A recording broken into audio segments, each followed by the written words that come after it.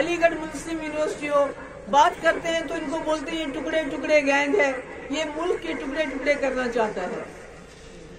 किसानों को बोलते हैं ये खालिस्तानी है। जो सीएए में निकले उनको बोला ये पाकिस्तानी है। हम जम्मू कश्मीर के लोगों को तो बोलते ही है कि हम जी मिलिटेंट हैं, टेररिस्ट हैं। तो ऐसे में आवाज थोड़ी कम कर दीजिए, ये ठीक है। तो ऐसे में इन हालात में जब जम्मू कश्मीर में बड़ी अजीब किस्म के हालात बने हैं, कहते हैं कि यहाँ जब से 370 हमने हटाया, यहाँ अमन कायम हो गया। अमन तो कब्रिस्तान में भी होता है। ये तो वो वाला अमन हमें नहीं चाहिए कि आपके मुल्क की जितनी भी एजेंसीज हैं उनको आपने लोगों के पीछे लगाया है। कोई बात करता है तो उसको पकड़ के ले जाते हो, उसको डराते हो, धमकाते हो, ये तो नहीं चलेगा। इसलिए तो मुफ्ती साहब ने इतनी मेहनत नहीं की थी। मुफ्ती साहब ने 99 में कांग्रेस पार्टी इसलिए छोड़ी थी, वो जम्मू कश्मीर को मुसीबत से बाहर निकालना चाहते थे। वो जम्मू कश्मीर को खून खराबे से बाहर निकालना चाहते थे। और जब उनको मौका मिला, मुझे याद है मैं यहाँ कोटदाड़ा, बलजराला और कौन सी जगह है, फतेहपुर, फतेहगढ़, दरहाल, टोपा, कोई जगह ऐसी नहीं जहाँ मैं नहीं गई हूँ जब हालात खराब थे। मगर जब मुफ्ती साहब, जब हमने पीडीपी बनाई तो हमने लोगों को बोला कि हम जम्मू कश्मीर को इस मुसीबत से निकालेंगे। और हमने जब सरकार बनी तो कोशिश की कि जो हमारे बॉर्डर पे फायरिंग चल रही थी ये बंद हो जाए, सुकून हो, क्योंकि जब तक सुकून नहीं होगा तरक्की नहीं होगी।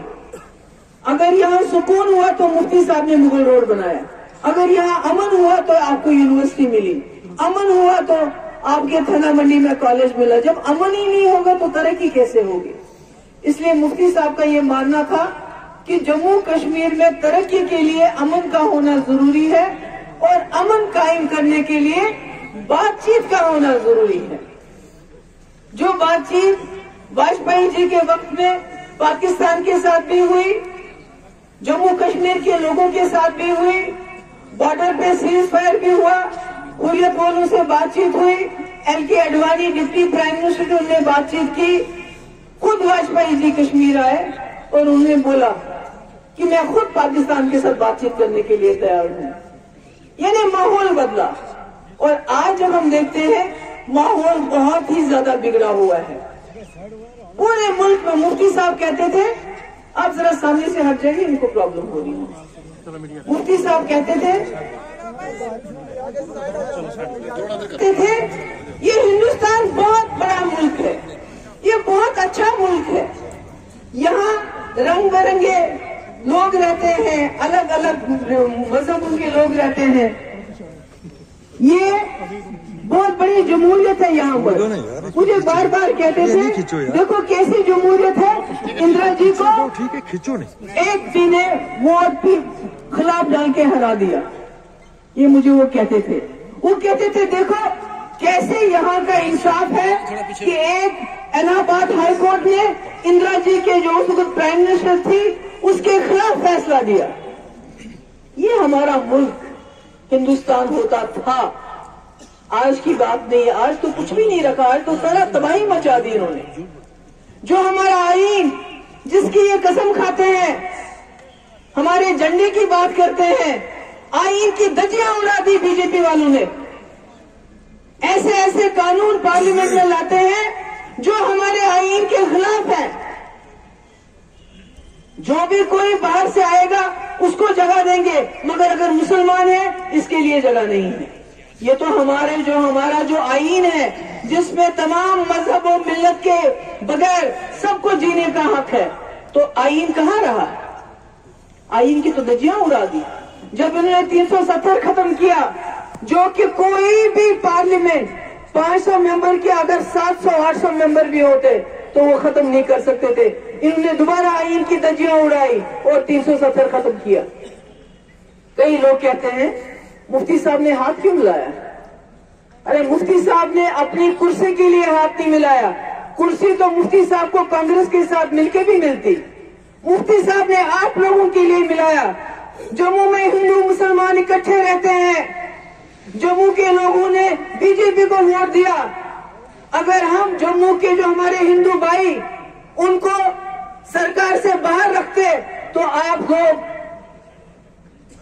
एहसास कर सकते हैं कि ये जम्मू में क्या उद्यम मचाते। इसका एहसास है आपको? जो हिंदू मुसलमान जो जम्मू में कहते हैं शेर और बकरी एक ही गांठ पानी पीते हैं, और मुफ्ती साहब ने इसलिए हाथ मिलाया, उनका मानना था कि वाजपेयी जी ने जम्मू कश्मीर में बहुत काम किया। ये नहीं कि सड़कें दी, पुल दिए, नहीं, सबसे बड़ा काम किया पाकिस्तान से बात की, सबसे बड़ा काम किया कश्मीरियों से बात की, सबसे बड़ा काम किया अमन दिया, सबसे बड़ा सब बात की, रास्ते खोलने की बात चलाई। तो मुफ्ती साहब का ख्याल था मोदी जी इतना बड़ा मैंडेट लेके आए हैं, ये भी वाजपेयी के उसी रास्ते पे चलेंगे। क्योंकि मोदी जी बार बार कहते थे, अब मैं सुरेंद्र जी की तरह तो नहीं बोलूंगी कि झूठ बोल रहे हैं, वो तो मैं नहीं बोलूंगी, मगर वो बार बार कहते थे मैं वाजपेयी जी के इंसानियत, जमहूरियत, कश्मीरियत के रास्ते पे चलूंगा। और यही वजह है कि मुफ्ती साहब को डर था कि अगर बीजेपी को खुला छोड़ दिया गया, अगर इनके हाथ में सरकार की जंजीर हमने नहीं बांधी, तो ये कभी भी 370 को खत्म कर सकते हैं। इसलिए जब हमने इनसे सरकार बनाई तो हमने शर्तें रखी। सबसे पहली शर्त क्या थी आपको मालूम होना चाहिए, आप मेरे पीडीपी के वर्कर हो। सबसे पहली शर्त थी कि 370 को हाथ नहीं लगाएंगे। इसके लिए मोदी जी ने हामी भरी। दूसरी शर्त थी जो एस्पा है, जो हाल ही में हमारे यहाँ 3 लड़के राजौरी के शुपैन चले गए, वहां उनको बेदर्दी से कत्ल किया गया। क्यों? क्योंकि एस्पा में आपने अपने सिक्योरिटी फोर्सेस को वो ताकत दी है कि कोई पूछताछ नहीं है। उनको मिलिटेंट जवान थे, रिश्तेदार थे आपस में, बहुत छोटे छोटे लड़के थे, मजदूरी करने गए थे, मार दिया मिलिटेंट बना के, क्योंकि उसमें पैसा मिलता है, उसमें प्रमोशन मिलता है, और कोई पूछने वाला नहीं है। क्यों? एस्पा है। तो हमारी दूसरी शर्त थी बीजेपी के साथ कि जो एस्पा है, जितने हालात ठीक होंगे एस्पा को खत्म करना है। हमारी तीसरी शर्त थी पाकिस्तान से वहीं से बातचीत शुरू करनी है जहां वाजपेयी छोड़ के गए थे। कश्मीरियों से बातचीत करनी है, हुर्रियत से बातचीत करनी है, हमारे पावर प्रोजेक्ट वापस देने हैं, जम्मू सियालकोट खोलना है, करगिल अस्करदू खोलना है। ये तमाम शर्तें बीजेपी ने मान ली, तब जाके हमने सरकार बनाई। आप लोगों के अमन के लिए सरकार बनाई, आप लोगों के चैन के लिए सरकार बनाई। जब आप लोग सवाल करते हो कि मुफ्ती साहब कांग्रेस के साथ भी सरकार बना सकते थे, बीजेपी के साथ क्यों बनाई, तो आपके सवाल में ही आपका जवाब है कि अगर मुफ्ती साहब को खाली वजीर आला बनना होता तो वो कांग्रेस के साथ भी बनाते, मगर वो खाली वजीर आला नहीं बनना चाहते। वो बार बार कहते मैं होम मिनिस्टर रह चुका हूं इस मुल्क का, मेरे लिए ये चीफ मिनिस्टर की कुर्सी बहुत छोटी है, मगर मैं सिर्फ जम्मू कश्मीर के लोगों को इस खून खराबे से बाहर निकालना चाहता हूं। ये सोच के उन्होंने बीजेपी से हाथ मिलाया, किसी अपनी खुदगर्जी के लिए नहीं, और सब कुछ दांव पे लगाया। आपको मालूम है जब मैं वजीर आला बनी, जो लोग मुझ पे फूल फेंकते थे उन्होंने 2 साल मुझ पे पत्थर मारे। क्यों? क्या बीजेपी के साथ क्यों चली गई? मैं तो अपनी गर्ज के लिए नहीं गई, मगर आप खुद सोच लीजिए कि मुफ्ती साहब का फैसला कितना बड़ा था, कितना मुश्किल था। अपनी जिंदगी, अपनी सेहत, सब कुछ दांव पे लगाया उन्होंने, सिर्फ इसलिए कि जम्मू कश्मीर को इस मुसीबत से निकाल सको। वजीर आला तो सब बनते हैं, सड़कें तो सब बनाते हैं, मुगल रोड कोई कोई बना सकता है, बाबा गुलाम शाह बादशाह यूनिवर्सिटी कोई कोई बना सकता है, मगर स्कूल तो सब बनाते हैं, नालियां गलियां कूचे तो सब बनाते हैं। मगर मुफ्ती साहब नालियां गलियां कूचों के लिए नहीं बनना चाहते थे।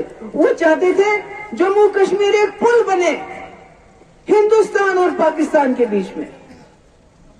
हमारे नौजवान अभी कश्मीर में, श्रीनगर में एक एनकाउंटर हुआ, सबसे छोटा लड़का 16 साल का था, और अभी तक